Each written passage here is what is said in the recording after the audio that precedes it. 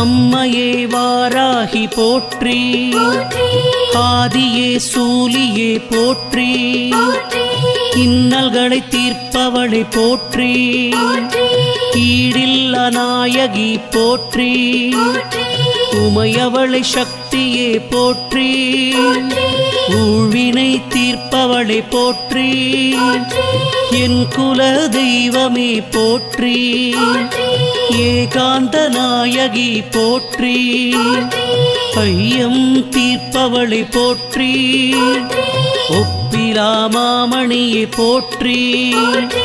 ஓம்கார நாயகியை போற்றி.